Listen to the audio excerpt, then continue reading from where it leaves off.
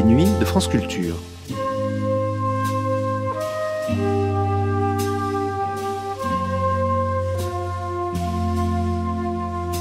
Les nuits de France Culture, une mémoire radiophonique. L'intérêt des archives, radiophoniques en l'occurrence, est bien sûr de témoigner, d'avoir fixé une parole, une idéologie, un savoir. L'intérêt de les découvrir longtemps après, alors que la situation, politique en l'occurrence, a changé, est évident. Entendre l'émission qui suit, Soirées internationales, consacrée aux écrivains allemands, alors qu'aujourd'hui n'existe plus la RDA, est un exercice de mémoire et d'imagination. Existait-il, nous étions au milieu des années 60, une littérature allemande, comprendre allemande de l'Ouest et allemande de l'Est, une littérature politique et morale. Les livres de l'Allemagne de l'Ouest étaient-ils distribués à l'Est et réciproquement? Quelques éléments de réponse le 15 janvier 1966 sur France Culture.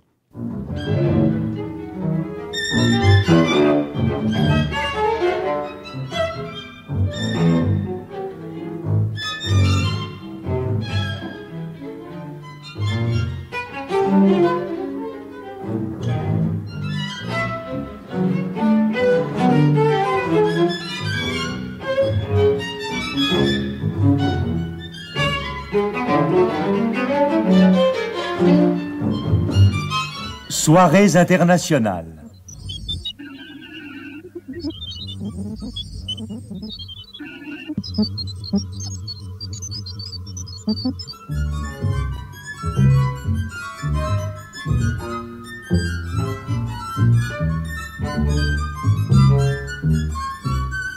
France Culture vous invite à écouter Soirées internationales, état présent de la vie intellectuelle dans le monde.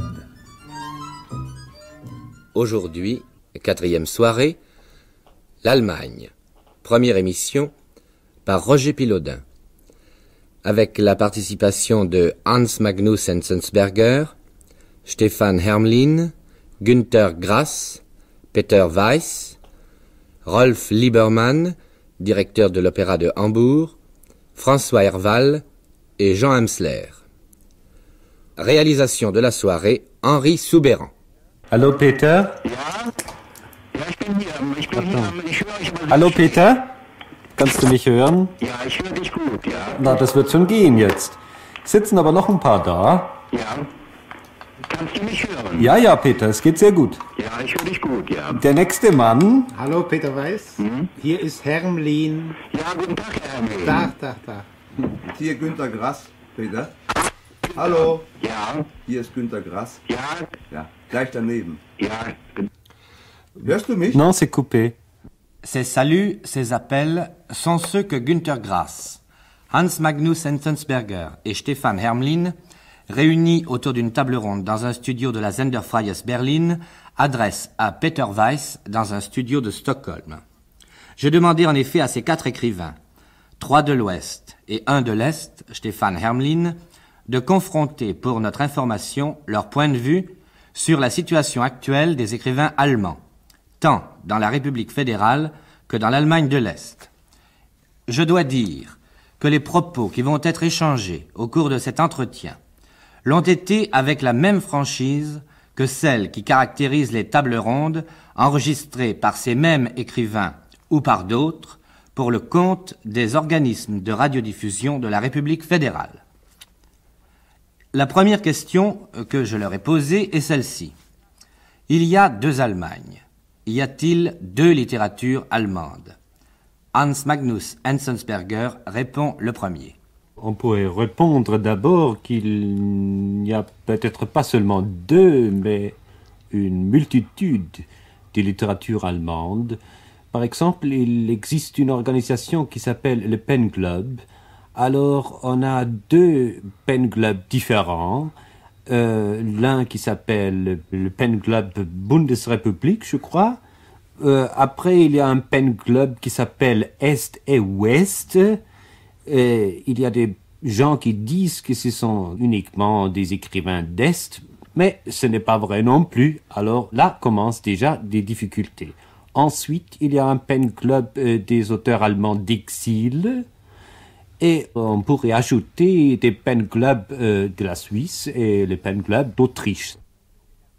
Monsieur Hermlin. À mon avis, il n'y a pas une multitude de littératures allemandes, mais plutôt une seule. L'État allemand, n'est-ce pas, était unifié seulement pendant 70 ans, tandis qu'on parlait de la littérature allemande des siècles avant cette unification. Et puis, depuis qu'il existe deux États allemands, ça n'empêche pas qu'une seule littérature allemande existe, n'est-ce pas?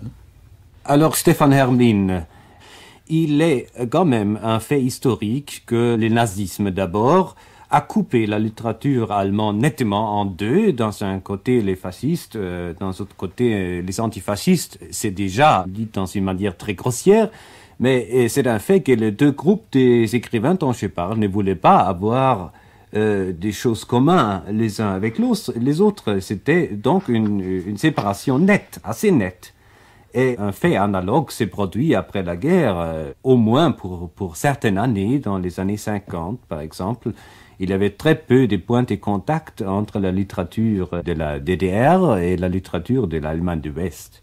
Je ne sais pas si ça suffit de constater l'existence des deux littératures différentes. Ça, je ne sais pas vraiment. D'abord, l'existence d'une aile fasciste et d'une autre antifasciste. Ça existait aussi dans d'autres pays, n'est-ce pas? On peut distinguer entre la littérature, disons, italienne et la littérature russe. Ce sont deux littératures, n'est-ce pas? Oui, alors, si vous le permettez, je voudrais que vous oubliez un peu le point de vue historique et que l'on ne remonte pas si loin. Ce qui nous intéresse de connaître, c'est ce qu'est cette littérature allemande aujourd'hui. Grass n'a rien dit jusqu'à maintenant. Mir ist es recht, aber ich muss es auch auf Deutsch tun.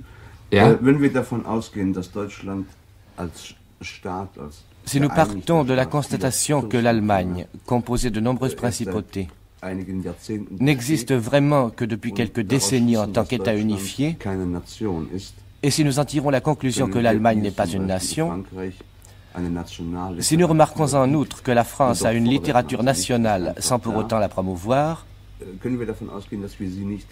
nous pouvons en tirer la conclusion que nous n'avons pas une telle littérature. C'est dans notre pays, en République démocratique allemande, que la littérature nationale est cultivée avec une énergie particulière. Par contre-coup, il y a en Allemagne de l'Ouest des efforts de promotion semblables, mais sans doute pas aussi autoritaires. Je vais me contredire. Il existe une littérature de langue allemande qui ne se limite pas aux frontières de l'Allemagne, mais qui se limite à la langue et à l'intérieur de cette littérature. Il existe des modalités de la même façon qu'en France. Dans la Résistance, il existait une littérature fasciste et Céline.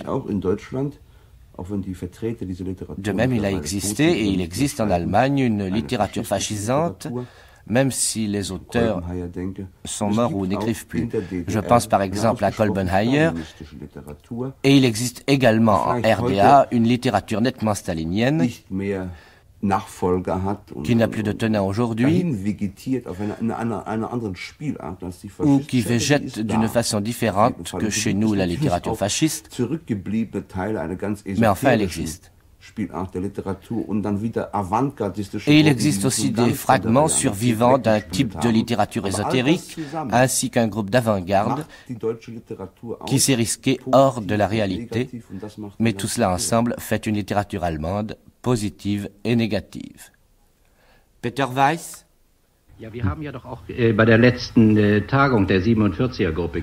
Nous avons vu d'ailleurs au cours de la dernière rencontre du groupe 47 qu'il n'existe pas de différence fondamentale entre la littérature allemande de l'Ouest et celle de l'Est. Une littérature qui veut être digne de ce nom possède à peu de choses près le même niveau et n'a pas de thème trop fondamentalement distinct. Je ne crois pas qu'on puisse dire que la littérature actuelle en RDA a une conscience particulière de son temps ou applique à son temps une critique qui soit supérieure à la littérature de l'Allemagne de l'Ouest. Enzensberger. Moi, je crois aussi qu'à ce moment, il est inutile de parler de littérature différente, mais je vois dans ce rapprochement dont vous parliez tout à l'heure, Peter Weiss, un fait récent. Si on regarde la littérature d'un point de vue un peu plus sociologique, on voit par exemple qu'il y a encore des graves difficultés de communication entre les deux littératures. Par exemple, il n'existe pas une diffusion des livres tout à fait libre entre les deux Allemagnes. Et sur ces points de vue techniques, presque techniques, je voulais dire que comme système de communication, on pourrait quand même aujourd'hui, les rapprochements n'est pas allé à ces points qu'on pourrait parler d'un système cohérent, n'est-ce pas? Il y a toujours des frontières, des difficultés. Pour ceux qui regardent les événements des dernières années, je crois surtout que ce n'est pas seulement une question de thème, cet rapprochement, que c'est aussi un phénomène esthétique. Et là, je crois vraiment que sur les points de vue formels, il y avait un développement très accusé chez la littérature de la DDR, qui à ce moment est fort discutée chez nous. Et peut-être ça a commencé avec la poésie. Alors, c'est Stefan Hermlin qui a joué un certain rôle dans ce développement. Un mouvement nouveau a commencé à se dessiner il y a quelques années parmi les poètes. C'est un peu analogue au développement en Allemagne occidentale, parce que, je dirais, aujourd'hui, la littérature allemande en tout, n'est-ce pas, des deux États allemands, donne l'impression d'une littérature fortement engagée. C'est une littérature politique et morale. Et ce sont les poètes chez nous qui ont commencé, surtout les jeunes. Il y a quelques années, au cours d'une discussion avec des poètes, j'ai posé la question des poèmes non publiés chez nous. Les rédacteurs en chef des grands journaux, des journaux littéraires, des revues, ne voulaient pas le publier. Alors, j'ai fait une petite annonce dans plusieurs journaux disant qu'ils m'envoient personnellement à moi ces poèmes-là. Alors, j'ai reçu dans quelques jours 1400 poèmes. J'ai fait un choix et j'ai récité ces poèmes. Ça a été une sensation pas seulement littéraire, si je comprends bien, ça a été aussi un événement dans la politique intérieure de la République. Un peu, à ce moment-là, oui. C'est vrai. En tout cas, depuis ce moment-là, des jeunes poètes ont fait des progrès qui sont maintenant très connus, par exemple Volker Braun, oui. qui va être maintenant publié chez Suhrkamp aussi en Allemagne occidentale. Et puis Karl Mickel, qui a justement lu des poèmes au groupe 47, n'est-ce pas, à la dernière session du groupe.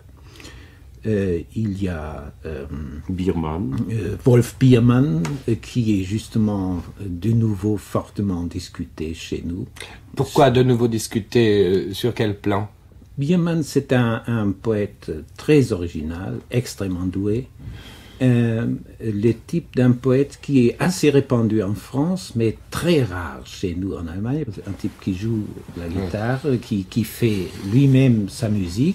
Qui fait penser à Villon un peu. Oui, c'est un poète qui a très souvent des difficultés d'ordre politique chez nous, parce qu'il attaque des choses chez nous qui ne sont pas en ordre, n'est-ce pas?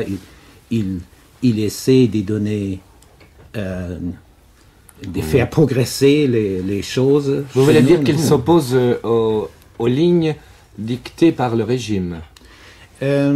Il s'oppose, je ne dirais pas aux lignes dictées par les régimes, parce que Biermann lui-même protesterait contre cette formule, n'est-ce pas? Parce que Biermann, il est communiste. Il est communiste, n'est-ce pas? Il s'identifie avec le régime, il se comprend lui-même comme une une part du régime, n'est-ce pas?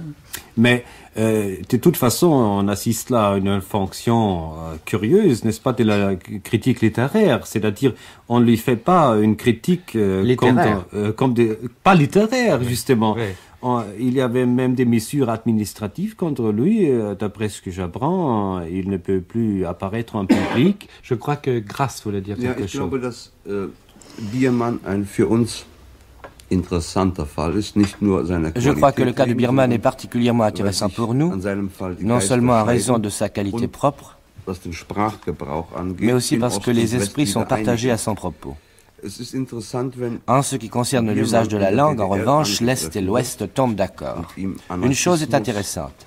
Décadence, Biermann est attaqué en RDA et on lui reproche de se livrer à une critique anarchisante et so finden décadente. wir dasselbe Vokabular Or, in nous trouvons des anderen cas Fällen semblables in en der République fédérale. Bundesrepublik exerziert Même an reproche anderen Schriftstellern adressé wieder. à Hier d'autres haben wir also écrivains. eine gesamtdeutsche Gemeinsamkeit. Nous nous trouvons donc en présence Sobald d'un es accord die des esprits allemands Schriftsteller geht, die nicht ins dès qu'il Konzept s'agit passen. d'écrivains qui ne se rangent pas dans une Das norme. gibt es also nur gemeinsam. Ich bin überzeugt, J'en suis ob persuadé. es nun der Herr Fröhlich in Leipzig Qu'il ist s'agisse oder de Herr M. Wichterhin Suss à Koblenz ou de in M. der Nähe von Fröhlich à Koblenz, Leipzig, die werden beide voneinander kaum Kenntnis nehmen. écrivains qui connaissent à Aber sie peine wären leur réciproque wahrscheinlich sehr entsetzt, existence, wenn sie die Ähnlichkeit feststellen ils würden, seraient ihres terrifiés Vokabulars s'ils beim pouvaient Beschimpfen der constater la Schriftsteller. similitude de leur vocabulaire lorsqu'il s'agit d'attaquer des écrivains.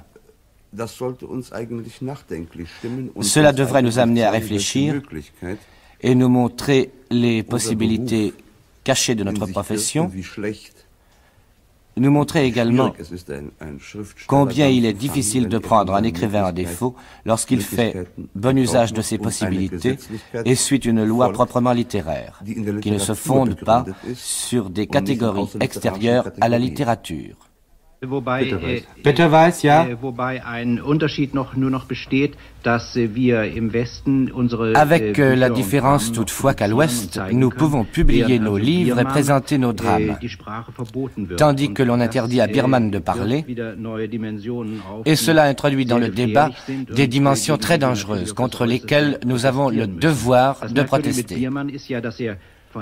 Ce qui est remarquable chez Biermann, c'est qu'il procède d'une conception de base sociale et décrit un conflit de génération tel qu'il se déroule actuellement en RDA. Et il le décrit avec beaucoup de force, et c'est précisément ce qui le rend si dangereux. Da muss eben sagen, dass also Biermanns Gedichte Il faut dire que les poésies in de West-Berlin Biermann erschienen sind. sont parues à Berlin-Ouest Verleger. chez un jeune éditeur. Auch das wird ihm zum Vorwurf gemacht. Et on le lui pauschal, reproche. Da könne man sehen, dass gerade das En fin de etwas compte, jetzt in dem West-Berlin on peut voir que ce qu'on édite maintenant à Berlin-Ouest reste inédit à l'Est dans la Nouvelle-Allemagne. Et que ce jeune éditeur, Klaus Wagenbach, suivant le sens même donné à ce terme en RDA, est un éditeur progressiste. Mais c'est le fait que l'on passe sous silence. Grâce à insister sur le fait qu'il y a pas seulement des différences, mais aussi des analogies assez sinistres dans la façon dont traitent les écrivains dans tous les deux États allemands. Parce que la critique qu'on fait à Biermann a son analogue assez précise dans la critique officieuse qu'on fait à nous autres écrivains occidentaux du côté du parti gouvernemental de Bonn. Et même la phraséologie a des ressemblances parfois surprenantes qui sont peut-être enracinées dans un passé commun, un passé de la langue, n'est-ce pas, qui est, par exemple, zersetzend, je ne sais pas comment dire, des compositeurs, les intellectuels des compositeurs, qui veut seulement abîmer les valeurs, etc. C'est une façon de parler, donc, pourrions donner des exemples de tous les deux côtés. Évidemment, ça comporte aussi la possibilité d'une solidarité des écrivains de tous les deux côtés. Évidemment, il faut aussi voir la différence, c'est-à-dire il ne faut pas que nous font des martyrs, parce que c'est ce que se disait Peter Weiss. À l'Ouest, on a toujours la possibilité, au moins, de faire voir ce qu'on a fait, n'est-ce pas? Tandis que là-bas, il y a toujours des difficultés administratives. Ça prend des formes très différentes. Par exemple, le papier. Pour les imprimeries, il y a un plan pour ça. Et alors, évidemment, c'est quelqu'un administrateur qu'on connaît peut-être même pas, qui décide si ces livres peuvent être publiés, tirés à 1000 exemplaires ou à 20 000 exemplaires.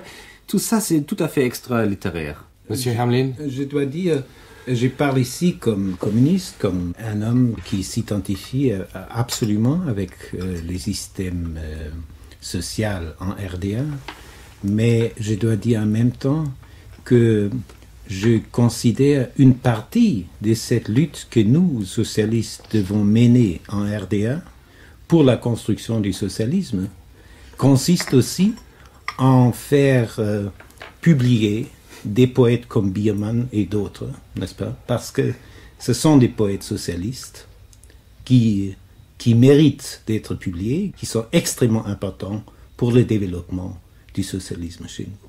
Mais est-ce que vous acceptez, vous êtes tout à fait d'accord avec ce point de vue qui consiste à refuser d'exister ou l'existence à un écrivain ou un poète qui n'est pas socialiste? Non, pas du tout. Justement, nous avons perdu ces derniers temps un des plus grands poètes allemands en général et un des plus grands poètes de la RDA en particulier, c'est Johannes Bobrowski, un poète chrétien qui n'était pas communiste. D'ailleurs, il est publié dans les deux États allemands. Dans la même édition comme Biermann. Comme Biermann. Oui. Oui, mais évidemment, on pourrait très seulement. bien poser la question s'il y a quelque chose de très socialiste dans le fait que quelqu'un un distributeur de papier décide... enfin, ça me paraît pas inhérent dans les socialismes, dans la construction du socialisme. Ça, il y a aussi des autres exemples. Par exemple, si on considère la situation tchécoslovaque ou polonaise, surtout en Tchécoslovaquie ou en Hongrie, je crois bien que la situation culturelle est beaucoup plus avancée. Je crains que dans ces difficultés dont on parle, que se trouvent pas seulement à l'Est, grâce, on pourrait dire, beaucoup des exemples, je crois aussi qu'il y a là un fait, disons, allemand, n'est-ce pas? Parce que ce n'est pas socialiste, ce n'est peut-être pas forcément capitaliste non plus, sous cette agression latente contre les intellectuels. Notre chancelier Bonn, devant le Parlement, a dit des phrases généralisatrices sur les écrivains et sur les intellectuels qui, à très peu près, étaient identiques à certaines citations qu'on a trouvées il y a quelques jours avec vous, Monsieur Pilotin, dans un disque documentaire de Hitler. Das ist bloß so eine gänzlich wertlose, oberflächliche Intellektuellenschichte, die ganz verbildet ist, zum Teil verjodet ist. Évidemment, Hitler disait que tout ça était juif. Maintenant, on ne le dit plus. Mais ils ont toujours été compositeurs dans l'intérêt national. C'est inadmissible, des trucs comme ça. Je ne vois rien de capitaliste ou socialiste là-dedans. Je vois une tradition. Enzensberger exagère un peu, de nouveau. Ça serait quand même un peu difficile de convaincre les gens qu'il existe une spécialité allemande anti-intellectualiste. On a combattu des intellectuels partout au monde, n'est-ce pas? Dernièrement, certainement, sous le fascisme allemand, on les a combattus d'une façon tellement rigoureuse comme nulle part, n'est-ce pas? J'étais toujours sur la position de Brecht, qui a une fois formulé, sous le socialisme, sous le communisme, liberté complète pour toute la littérature, tout l'art, avec une exception, n'est-ce pas? L'exception était le fascisme.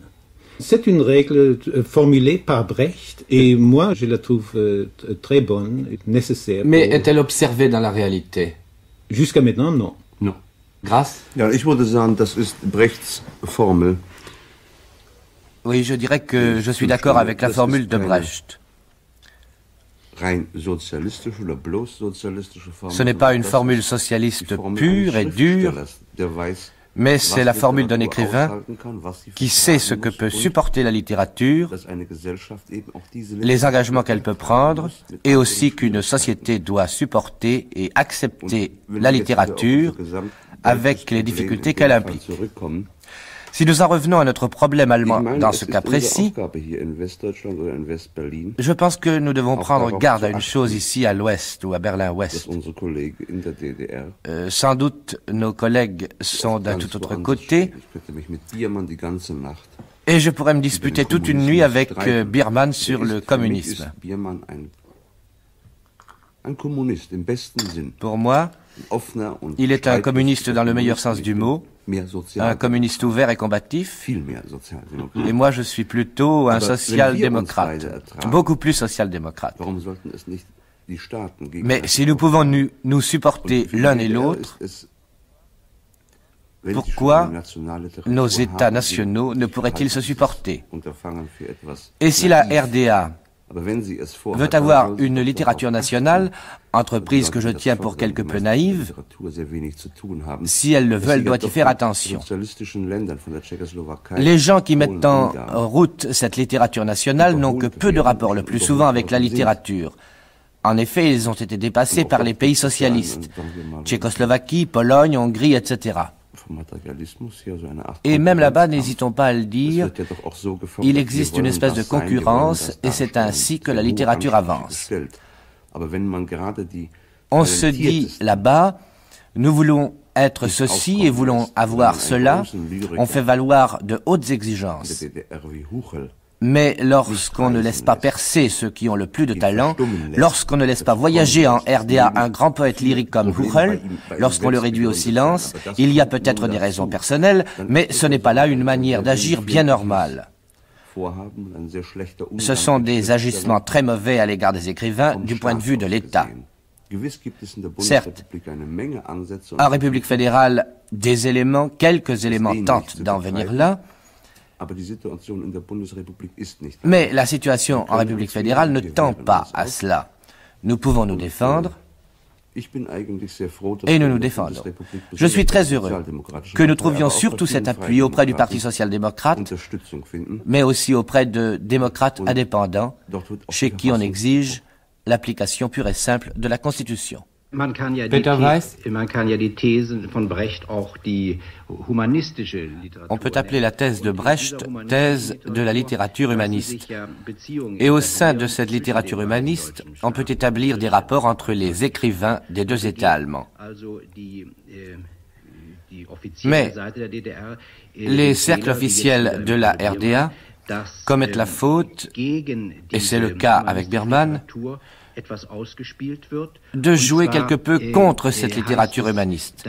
Cela signifie que tout ce qui implique des expériences et des recherches formelles est englobé dans cette littérature humaniste et qualifié de littérature libertine ou de littérature décadente.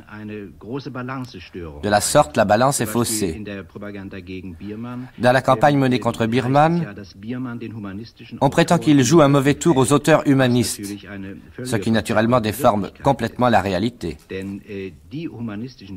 Car les écrivains humanistes à l'Ouest sont totalement solidaires de Biermann. Il y a aussi une autre chose qui m'intéresse dans cette confrontation, c'est que les gouvernements ne s'intéressent pas seulement au contenu de ce qu'écrit un écrivain, il y a aussi un peu de tous les deux côtés, mais surtout en Allemagne orientale, il y a toujours le crime ou l'accusation de formalisme.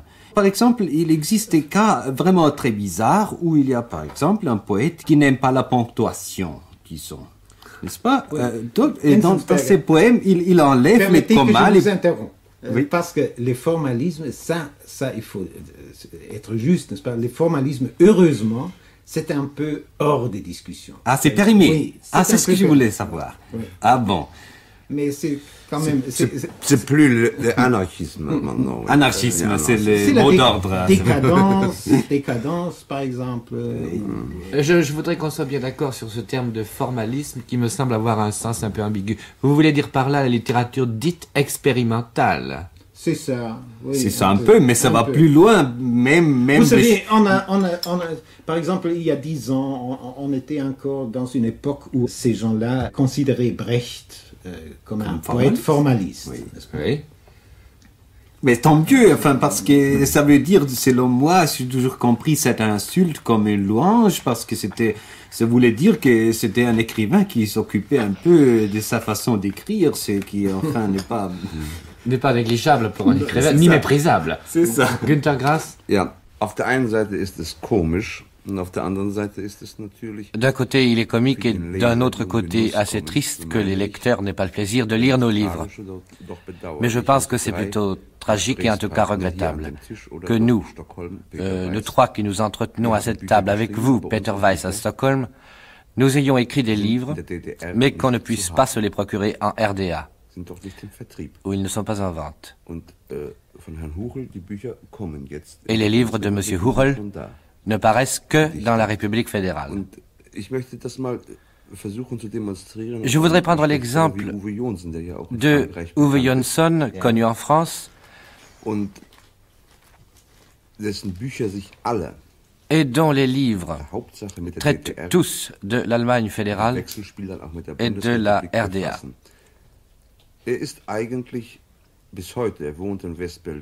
Jusqu'à aujourd'hui, il habite à Berlin-Ouest, mais en fait, il est resté un écrivain de la RDA. Et il a quitté son pays pour s'établir en République fédérale à Berlin-Ouest parce que la politique littéraire de la RDA ne pouvait supporter un auteur comme Uwe Jonsson. C'est une perte pour la RDA. Cela ne fait aucun doute si l'on se place de nouveau au point de vue de la littérature nationale. Et je crois que c'est un bon exemple pour montrer comment le rideau tombe sur quelqu'un. Et ce que nous devrions prendre en considération, nous tous, qui avons eu à en souffrir en commun, c'est que ces catégories, décadents, anarchistes, nous sont imposés par des gens qui n'appartiennent pas à la littérature. Nous aurions pu parler ce soir de choses beaucoup plus intéressantes et amusantes, de détails de style, des véritables produits de notre profession, si nous n'étions pas obligés de consacrer l'essentiel de notre temps à ces béotiens. Et je le répète, à ces béotiens des deux Allemagnes. Peter Weiss. Oui, c'est un problème qui me concerne particulièrement puisque je me qualifie moi-même de socialiste. Pourquoi, dans une société qui est construite selon des principes révolutionnaires, l'art ne dispose-t-il pas de la liberté absolue de la révolution ? Nous disposons pourtant du grand exemple de la révolution russe. Dans les premières années qui l'ont suivi, les arts, dans certains domaines, ont connu une évolution révolutionnaire, elle aussi. Dans le cas présent, c'est une politique à très courte vue qui est suivie et qui porte grand préjudice à l'ordre de la société. Ce serait une très bonne chose que de souligner sans cesse que dans une société qui se prétend révolutionnaire, on fait tout pour stopper la marche de l'art et pour canaliser cet art dans une seule et même direction. Günter Grass a, je crois, très justement remarqué que pour une discussion littéraire, la nôtre il a été très peu question de choses vraiment littéraires. On a eu presque pas le temps de faire des titres, de discuter les questions des méthodes, des questions des styles littéraires. Mais en soi-même, ces phénomènes reflètent un peu nos difficultés, n'est-ce pas? Parce que on est toujours obligé de se débattre contre des choses extra-littéraires et pré-littéraires, n'est-ce pas? Des conditions pour que la littérature puisse exister. Comme par exemple, ni les livres de Grass, ni les livres de Peter Weiss, ni mes livres à moi sont distribués en Allemagne orientale. Et les gens qui décident sur les questions, ce sont justement pas les révolutionnaires dont parlait Peter Weiss tout à l'heure. Non, ce sont des gens qui ont vraiment rien à voir. Ce sont des béotiens. Béotiens. Ce sont des béotiens. Et ces béotiens, ils sont dans une immense majorité de tous les côtés, surtout sur les plans politiques, c'est-à-dire sur les plans où les choses sont décidées, où la politique culturelle est faite. Et tout cela nous oblige, n'est-ce pas, à nous défendre. Et voilà, je vous prie d'excuser le niveau de cette discussion. C'est un peu sur le niveau des béotiens. Wiedersehen, Peter. Auf Wiedersehen. Auf Wiedersehen. Auf Wiedersehen. Ja. Danke, Peter. Wiedersehen, Hermlin.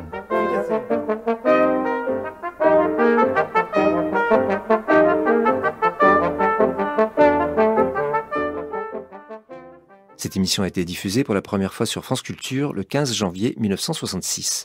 Vous pourrez la réécouter en ligne ou la télécharger durant un an sur le site franceculture.fr, rubrique Les Nuits de France Culture.